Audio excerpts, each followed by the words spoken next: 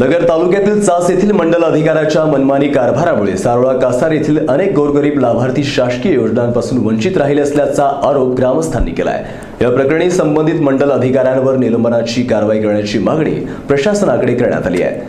शासकीय योजनांच्या लाभार्थींची अडवणूक करून त्यांना लाभापासून वंचित ठेवणाऱ्या नगर तालुक्यातील चास येथील मंडळ अधिकाऱ्यावर निलंबनाची कारवाई करावी, तसेच पात्र लाभार्थींना योजनांचा तातडीने लाभ मिळवून द्यावा अशी मागणी नगर तालुक्यातील सारोळा कासार येथील ग्रामस्थांनी केली आहे। या संदर्भात विलास पुंड यांच्यासह अन्य ग्रामस्थांनी निवासी उपजिल्हाधिकारी प्रशांत पाटील यांची भेट घेऊन निवेदन दिले आहे। मंडळ अधिकारी यांच्या बेशिस्त आणि मनमानी कारभाराबाबत अनेक वेळा तक्रारी करण्यात आलेल्या आहेत। शासकीय लाभाच्या योजनांची प्रकरणे आचारसंहिता लागू होण्यापूर्वी मंजूर होणे आवश्यक होते, परंतु मंडळ अधिकाऱ्यांनी हलगर्जीपणा केल्यामुळे प्रकरणे मंजूर झाली नाहीत। तहसीलदारांनी आदेश देऊनही संबंधित मंडल अधिकाऱ्यानं काम न करता तक्रारदाराला शिवीगाळ करून दमबाजी केली आहे, असा आरोप निवेदनात करण्यात आला आहे। सारोळा ताराबाई बापूराव ढोरसकर ते श्रावण बाळासाठी हे आम्हाला महिना भेटा काम आहे ना। आता 2 मुलं असून ते नीट हे करीनात, मग काय करायचं?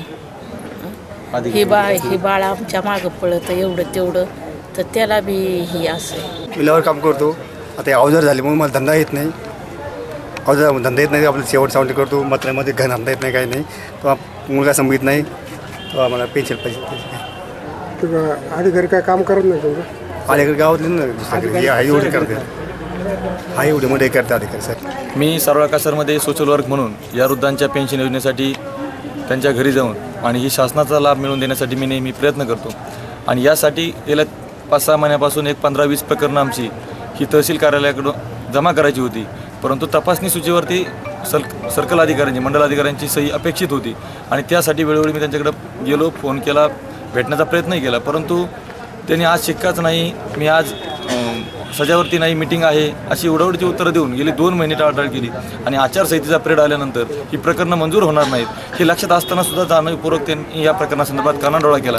म्हणून आम्ही तहसीलदार साहेबांना भेटून या प्रकरणासंदर्भातली मी हकीकत सांगितली आणि तहसीलदार साहेबांनी काल या संदर्भामध्ये मंडल अधिकारी चास यांना फोन करून सांगितलं की आपण ही प्रकरणं घेऊन तपासणी करून तपासणी सूचीवरती सह्या करा आणि ही प्रकरणं याच्यामध्ये जमा आवकजावकच्या टपालामध्ये जमा करा अशा प्रकारची माहिती दिली। आणि तुमचा आता फोन उचलती तुम्ही सर्कलांना भेटा, म्हणून मी बाहेर येऊन सर्कलांना फोन केला आणि त्यांना भेटण्याचा प्रयत्न केला आणि भेटायला गेल्यानंतर 5-10 फुटावर असताना त्यांनी राग व्यक्त केला की तू माझं काय वाकडं करणार आहे, तू अधिकाऱ्यांना भेटून माझ्या काही करू शकत नाही आणि तुला ज्या सह्या अपेक्षित आहे ते मी करणार नाही आणि तुला काय करायचं ते कर, अशा प्रकारची उद्धट स्वरूपाची भाषा सुरू झाल्यानंतर मी त्यांना विनंती करत होतो की साहेब तुम्हाला ह्या न्यायाच्या दृष्टीनं आम्ही अधिकाऱ्यांना भेटलो, तुमच्याकडून होणं अपेक्षित होतं, परंतु त्यांनी ते न ऐकता त्यांचा मामा जो कोणी अनोळखी व्यक्ती होता त्याने मारहाण सुरू केली आणि मारहाणी केल्यामुळं हा सगळा प्रकार मी परत संबंधित तहसीलदार अधिकाऱ्यांना सांगण्यासाठी